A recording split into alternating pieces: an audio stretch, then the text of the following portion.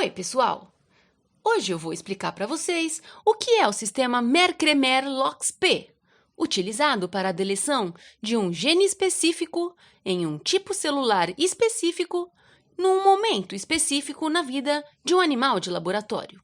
Como vocês sabem, todas as células do corpo possuem um núcleo e nele encontramos o DNA, onde ficam guardados os genes que carregam a informação para sintetizar todas as diferentes proteínas do corpo. A expressão desses genes não acontece de forma aleatória. Muito pelo contrário, existe um sistema de controle da expressão muito eficiente, que faz com que algumas células nos olhos, por exemplo, produzam um pigmento colorido, enquanto a sua tireoide produza o hormônio tiroidiano, e o seu coração produza uma fibra muscular característica dele, a alfa-MHC, ou miosina de cadeia pesada para os mais íntimos. Esse controle da expressão dos genes é feito, em grande parte, pelos promotores de genes, que são sequências de DNA localizadas logo antes de cada gene e que, se forem ativadas, promovem a expressão do gene regulado por ele. No coração, por exemplo, um promotor muito ativo é o MYH6, que promove a transcrição do gene para a alfa-MHC apenas neste órgão, mesmo que estes mesmos genes estejam presentes em outras células do corpo. Com base nisso, imagine que você quisesse manipular geneticamente um animal de laboratório para que ele expressasse uma proteína de interesse apenas no coração. Acho que a região controlada pelo promotor MYH6, que é muito ativa nos cardiomiócitos, seria um ótimo local para você inserir os genes que codificam essa proteína, certo? Bem, foi exatamente isso que desenvolveram em laboratório, quando criaram um animal alfa-MHC Mer-Kremer. Eles inseriram a informação genética para a síntese de um complexo de proteínas de interesse, chamado Mer-Kremer, sob o domínio do promotor MYH6. Assim, toda vez que o coração transcrever a alfa-MHC, ele também transcreve a proteína Mer-Kremer. E, como no corpo todo apenas o coração produz alfa-MHC, só encontraremos a proteína Mer-Kremer no citoplasma destas células. Agora, você deve estar se perguntando qual a importância dessa proteína Mer-Kremer para que alguém quisesse inserir ela dentro de uma célula.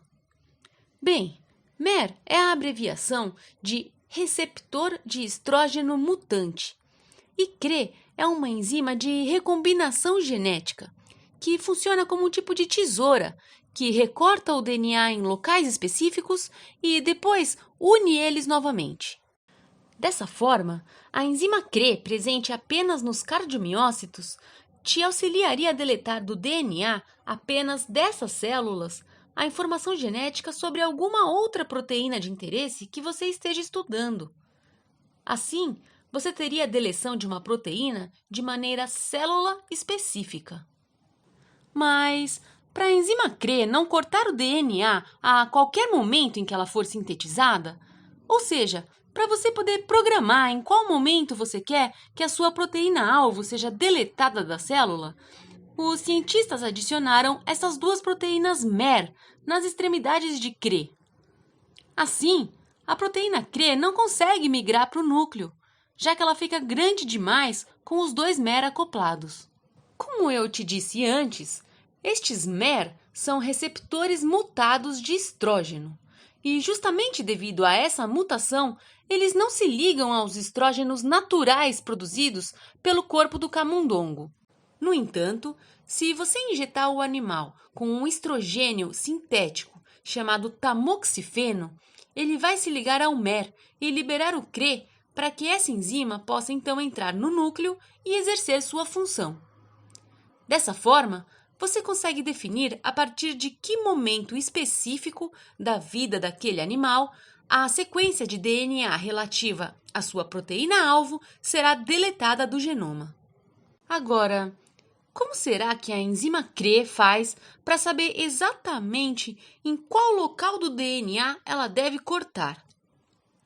Bem, a enzima CRE busca no DNA sequências específicas que dizem para ela cortar aqui e depois colar ali.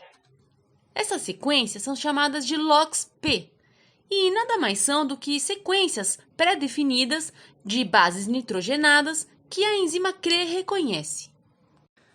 É claro que essas sequências não existem naturalmente no DNA do animal, flanqueando, ou seja, posicionadas antes e depois do seu gene de interesse. Elas são artificialmente inseridas nessas posições estratégicas para depois te auxiliar a deletar um gene que você esteja estudando. No nosso laboratório, por exemplo, já utilizamos esse modelo para deletar a informação correspondente à proteína inflamatória MID88. É importante ressaltar que, enquanto CRE não estiver ativa e as sequências LOXP não forem clivadas, elas não causam nenhum dano ao DNA e permitem que o seu gene seja normalmente transcrito. Para concluir, para você usar o modelo Mer-Kremer-LOXP para a deleção de um gene de interesse, você vai precisar cruzar duas linhagens de animais diferentes. Primeiro, um animal que expresse Mer-Kremer sob o controle do promotor de um gene expresso apenas nas células-alvo que você escolheu. No exemplo desse vídeo, a produção de Mer-Kremer foi vinculada à de alfa-MHC, que ocorre apenas nos cardiomiócitos, as células-alvo que tínhamos como foco do nosso estudo. Já o segundo animal selecionado por cruzamento é aquele que tem o gene que você quer deletar artificialmente flanqueado por sequências LOXP.